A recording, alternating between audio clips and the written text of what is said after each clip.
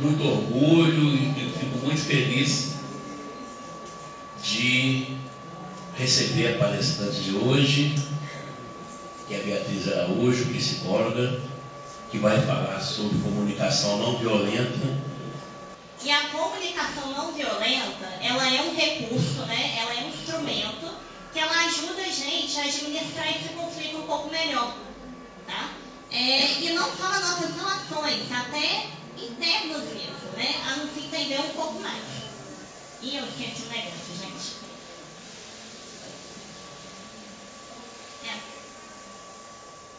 Vamos lá. Ao contrário, pega. Ao contrário é caminho. E, gente, ó, Não, tá certo, tá certo. Tá? Ajuda ela, né?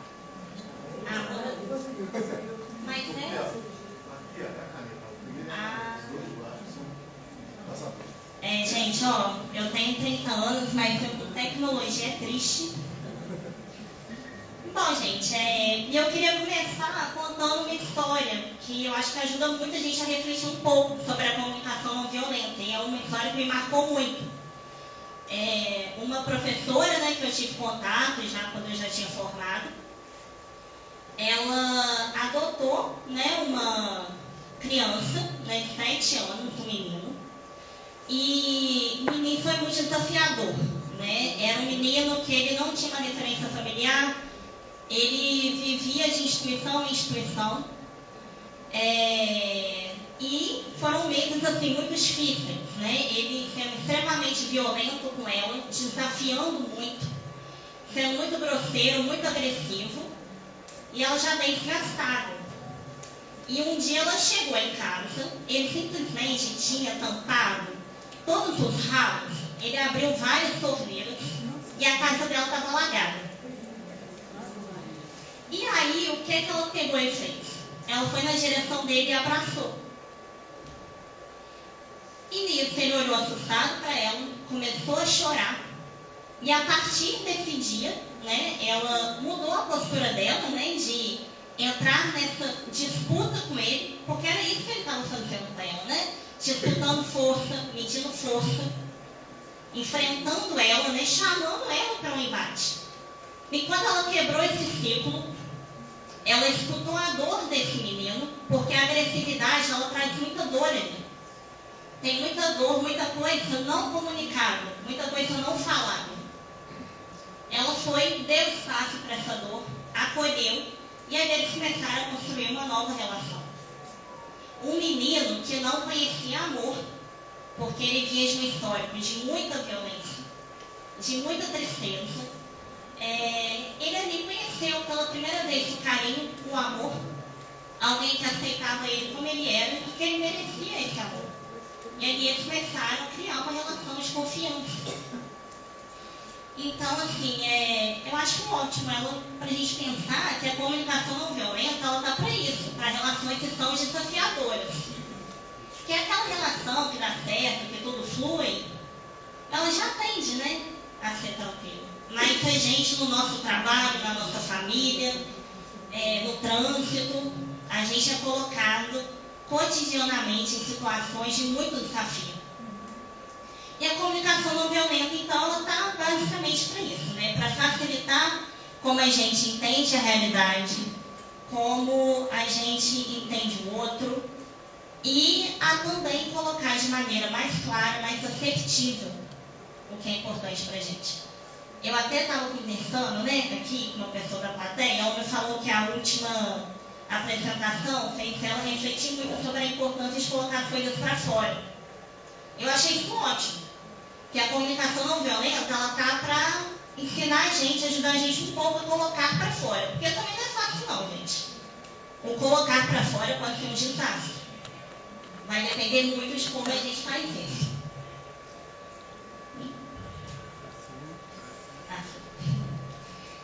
Então é isso, gente. A comunicação não violenta, né, é para a gente fortalecer as nossas relações, né, e a resolver o nosso conflito.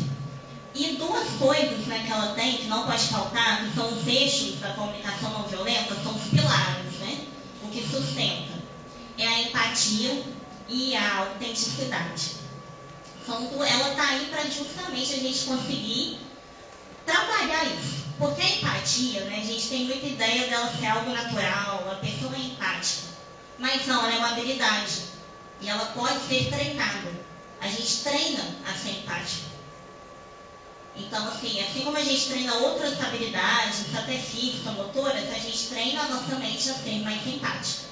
Tá? E é diferente, gente, ser uma pessoa boazinha. Tá?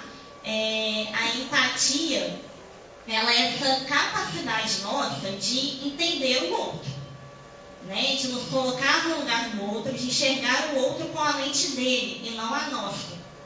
Que a gente, quando a gente vai enxergar a realidade, a gente enxerga com a nossa história, com o que a gente aprendeu na nossa família, nos ambientes. Tem muita coisa ali que está na nossa mente. Mas a vida do outro foi outra completamente diferente. Então, a empatia é essa capacidade de se colocar no lugar do outro e enxergar como ele. E a gente tem algumas armadilhas, né, na empatia, na hora da escuta, principalmente. E eu só vou citar aqui umas duas, né? Uma que eu gosto de chamar de competir sofrimento.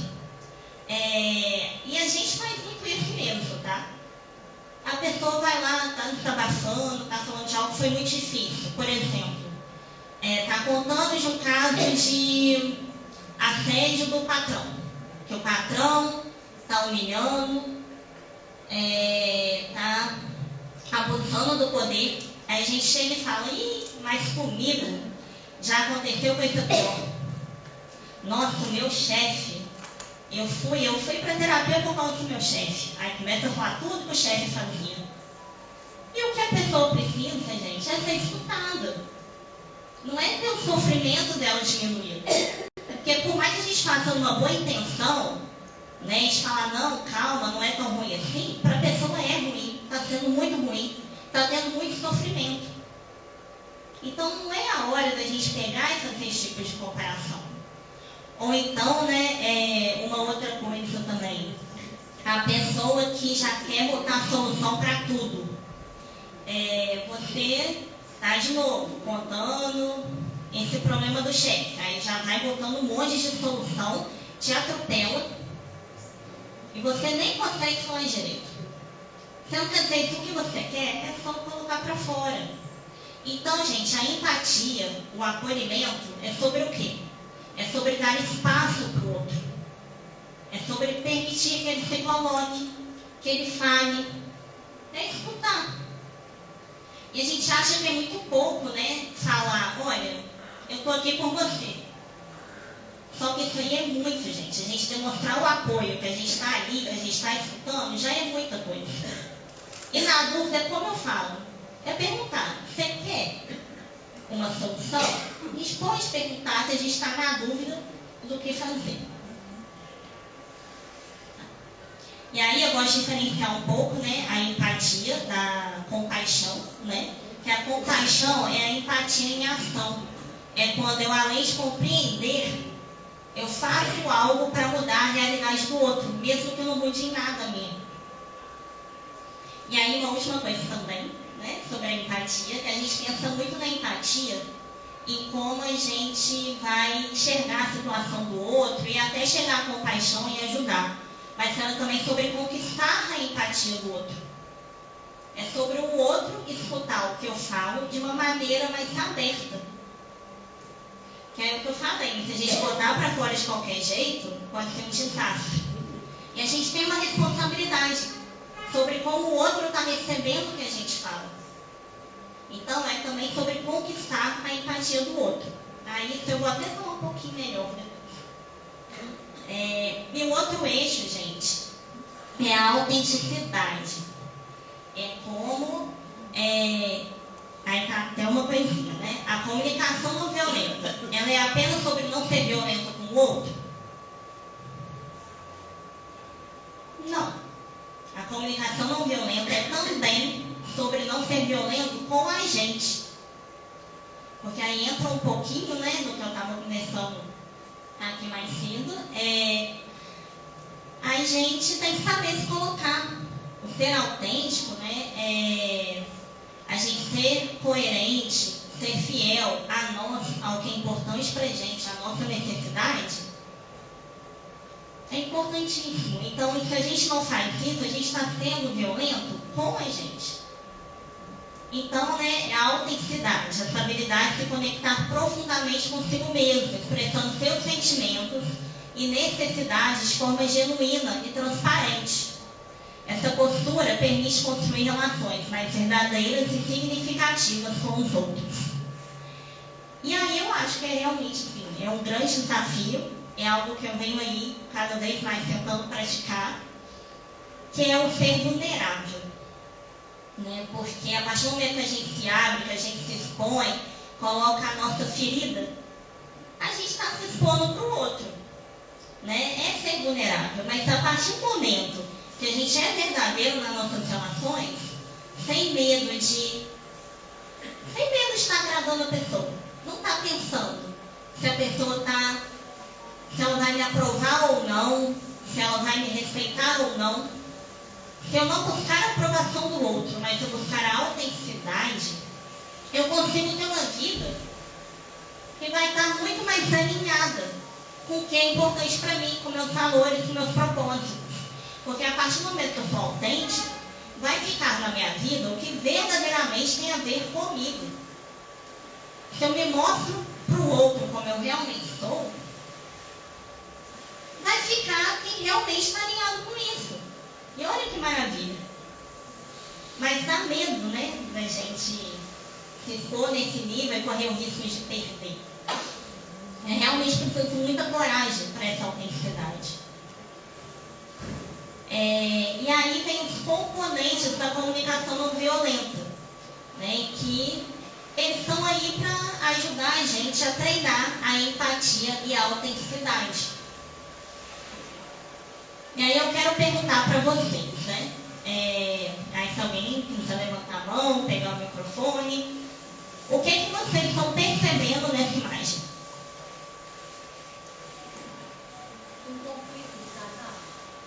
Um conflito de casal.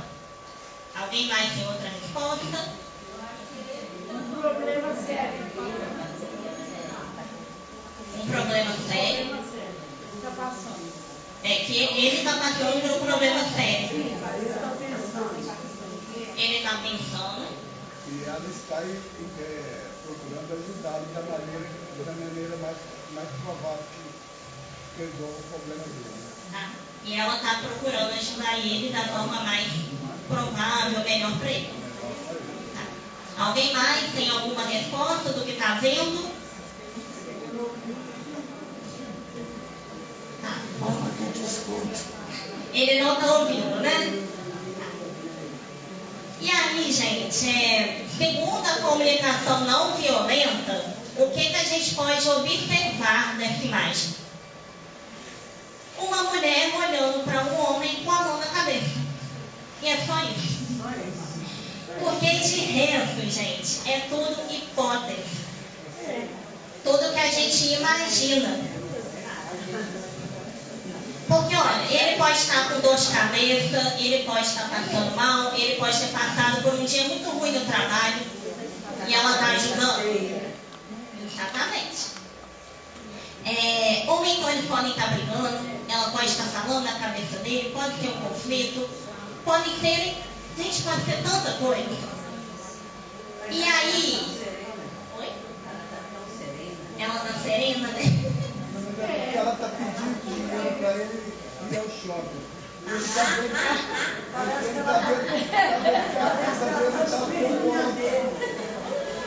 E aí, gente, são tantas respostas, gente, porque o ser humano, ele é tão diverso, tão complexo, que para uma determinada situação, as respostas podem ser várias. E aí vem o primeiro componente, que é observação, que é observar e comunicar a situação sem julgamento, sem juízo de valor ou interpretação, focando apenas no fato. É a gente tentar achar esse equilíbrio entre interpretação e uma análise mais imparcial.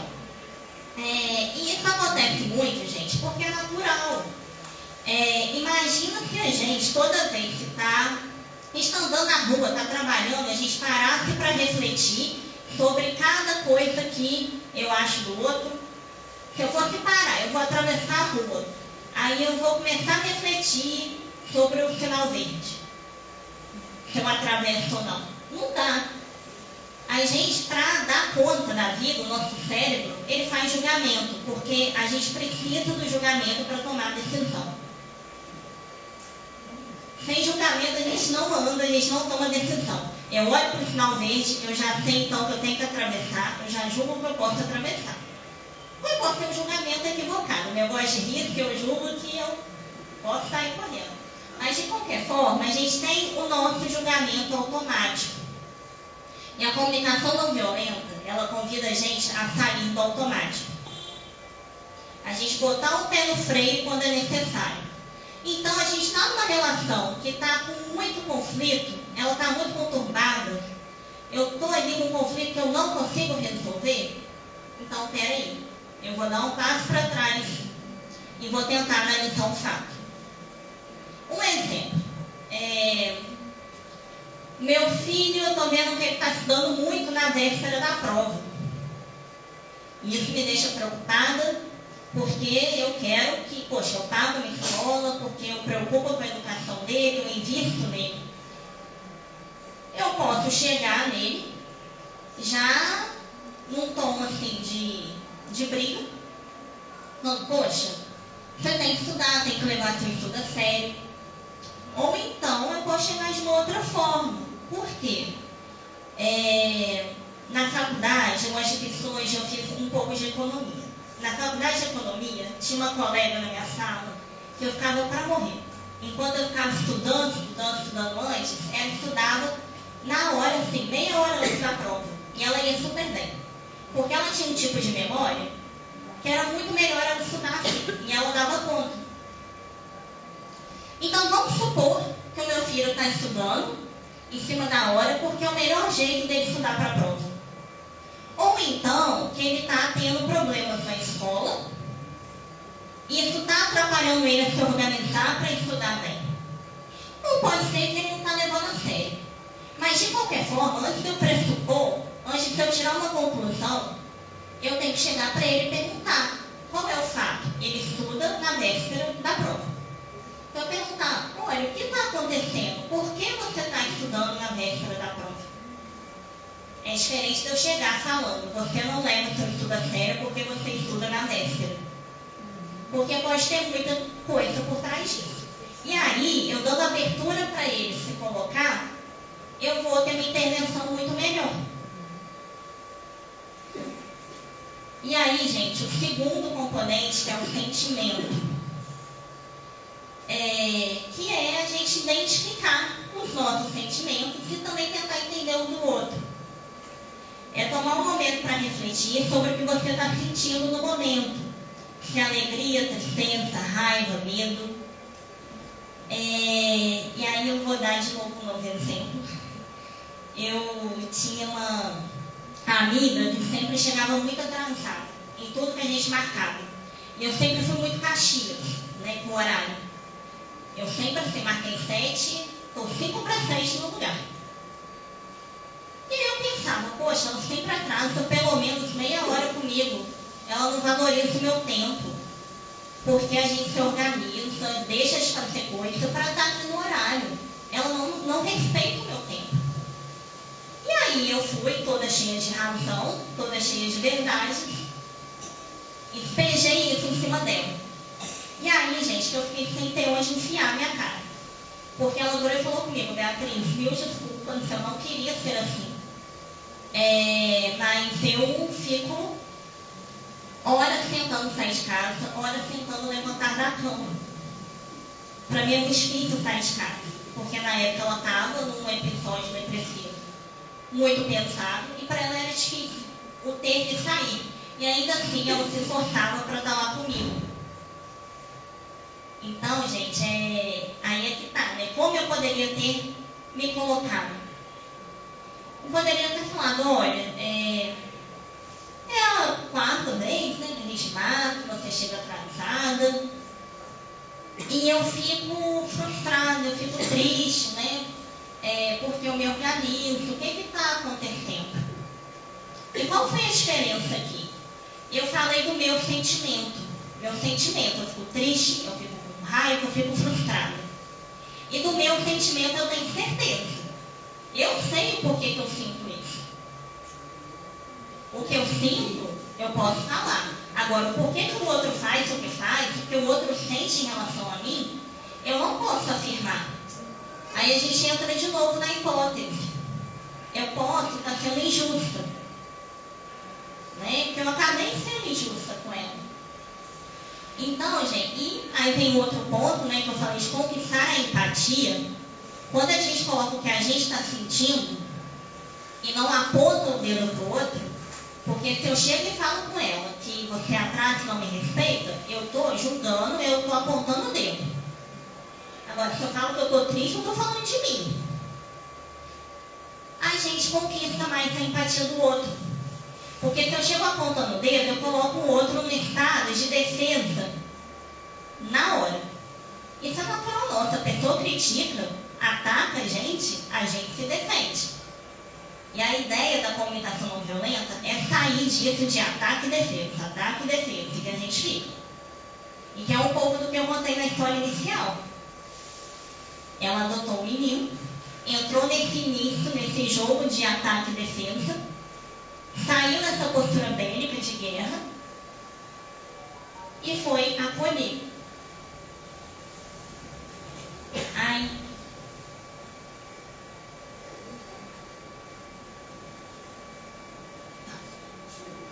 E aqui, gente, eu trouxe uma coisa que eu acho importante, porque a gente confunde um pouco, né, o que é sentimento, pensamento e interpretação. Se eu falo que eu estou me sentindo negligenciada, eu estou falando que o outro está me negligenciando. Eu estou falando do outro de novo. Se eu falo que eu me sinto ignorada, de novo eu estou falando do outro. Eu não estou falando de mim.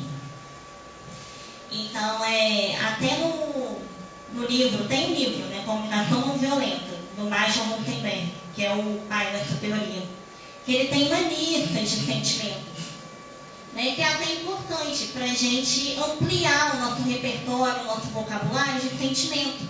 Ajuda até a gente a entender o que a gente está sentindo. Porque senão a gente cai de novo nisso aqui, ó. Eu ser rejeitada, é o outro me rejeitando. Eu ser intimidada, é o outro me intimidando. Agora, a pessoa me intimida, eu sinto o quê? Medo. Medo é sentimento. E aí a gente vai entrar no terceiro componente, que é a necessidade. É a gente identificar as necessidades universais, valores, desejo, e conectar isso ao sentimento. Um exemplo, né? Necessidade de apoio, de paz, de alimentação. É do que eu preciso, né? Do que eu desejo. E aí tem um exemplo, né, das necessidades universais. Elas são as de subsistência, né, que vai ser abrigo, água, comida. São essas necessidades mais básicas nossas, né? O entendimento, que é a aceitação do outro, a presença do outro. A interdependência, que é o apoio, a companhia, esse apoio mútuo. A autonomia, que aí tem um exemplo de autoestima, sonho, compaixão, um exemplo de respeito, consideração, e proteção eu coloquei como exemplo acolhimento e segurança. Esses são os principais, né? Os 6. É o grupo, e ali tem outras listas também, eu só peguei alguns exemplos de necessidades universais. E que é importante a gente saber para tanto identificar a nossa necessidade e a necessidade do outro. Porque, por exemplo, no que eu dei o exemplo da minha amiga, eu estava com necessidade de respeito e de consideração pelo meu tempo, respeito a mim. Então era isso que eu estava sentindo falta. E aí, de novo, né, quando eu coloco isso de uma maneira não violenta, eu posso até ver que essa necessidade está sendo atendida. Eu só tive interpretação equivocada. E aí, gente, vem a quarta parte, né, o quarto componente, que é o pedido. Eu analisei o fato, eu observei, eu entendi o sentimento, eu entendi a necessidade envolvida, a minha, do outro. E chegou a parte de fazer o pedido.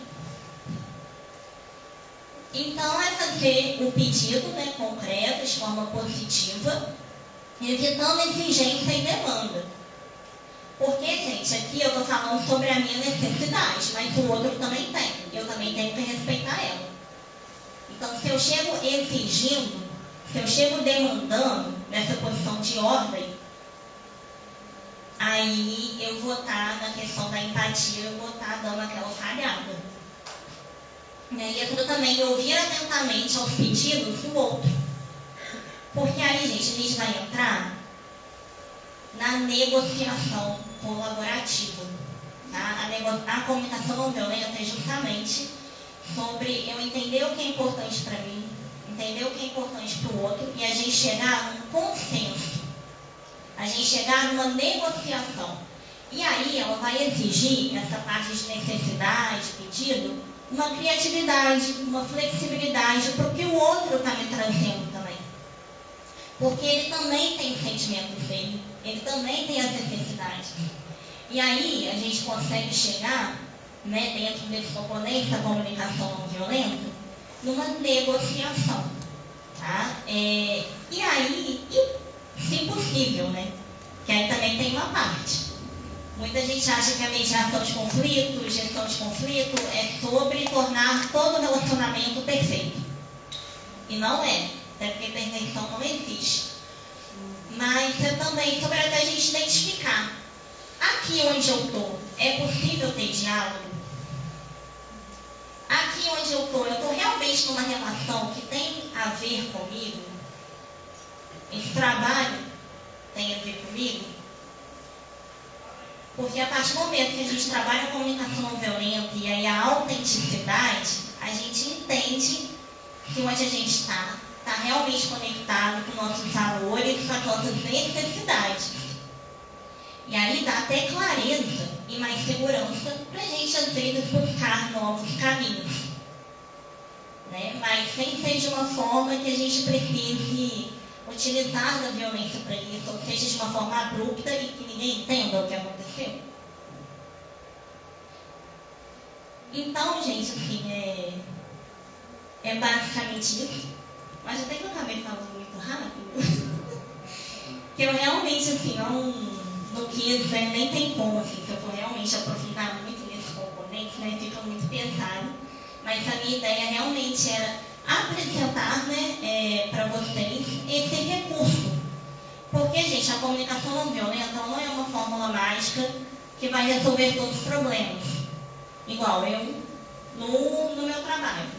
Eu trabalho, uma das minhas frentes de trabalho é o grupo reflexivo de responsabilização de homens que estão ali pela Lei Maria da Penha. E eu trabalho com eles em comunicação não violenta. Mas não é só isso que eu vou trabalhar. Eu também trabalho em questões de gênero, os papéis de gênero, o papel da mulher na sociedade, do homem. Tem outras coisas para eu trabalhar nessa situação específica. E até questão de violência doméstica. Não adianta, a mulher, ela está sofrendo violência doméstica, já está num nível, né, que a gente chama de espiral do conflito, já chegou num nível ali, o conflito, que ela tem que se proteger. Então, o recurso é outro. É denúncia, é buscar uma rede de proteção. Ali a comunicação não violenta não vai ter espaço. Né? Mas, assim, em situações que a gente tem condição de diálogo, em que ali a gente vê uma abertura, que tem um pé de igualdade, que não está numa situação de opressão como essa de violência doméstica, ela é uma possibilidade. E é isso, eu espero, né, que vocês tenham gostado. Aí está o meu contato, né, caso alguém queira tirar alguma dúvida ou pedir indicações, né, sobre comunicação não violenta. Tem muito material aí hoje. Tem PDF gratuito, então nem tem que comprar o livro também. E é isso, gente. Muito obrigada. Né? Agradeço muito a confiança.